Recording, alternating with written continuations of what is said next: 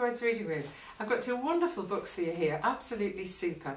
The first for younger readers is Monty Wins the Cup by Jake Sparks, and this is an Egmont book. And the second for perhaps slightly older readers then is by Chris Higgins. This is called My Funny Family on Holiday, and this is a Hodder book. Now the first one, Monty Wins the Cup by Jake Sparks. Danny is the young boy and it's his birthday. I'm just going to read to you a little bit very near the beginning where his parents have just given him his birthday card, but there's something else included. Danny tore open the envelope. Inside was a card with the words "Happy Birthday" written across it in big bold letters.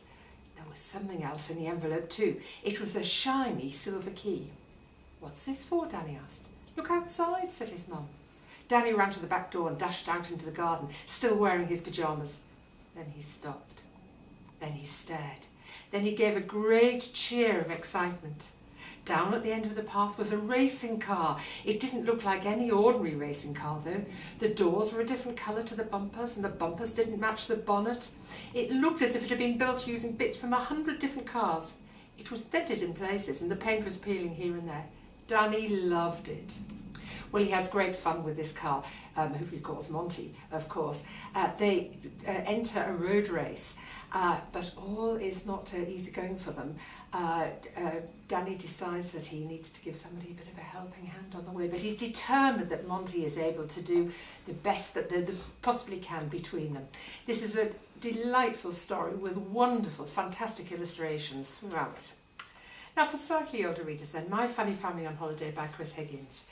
This is a delightful story too, and this is about a young girl, Matty, and her family who are going on holiday to Cornwall. So right from not quite the beginning, but almost the beginning of the book. The place where we're staying is called Sunset Farm. It's on the edge of a cliff overlooking the Atlantic Ocean.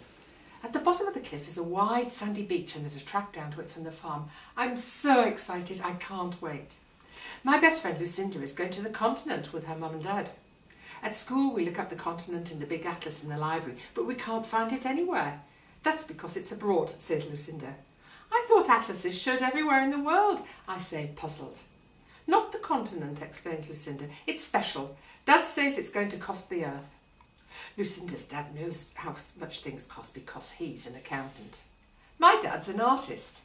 We look up Cornwall instead and find out that it's at the very end of England as far as you can go. We're going here, I say, and point to the bit at the bottom, the big toe. Well, they do. Matty's family all set off for their holiday in Sunset Farm. They are camping, they have a wonderful time, but there are a few problems on the way, which isn't at all surprising to Matty because she's a little bit of a worrier. She's worried at the beginning, what happens if they forgot somebody when they're getting on the train?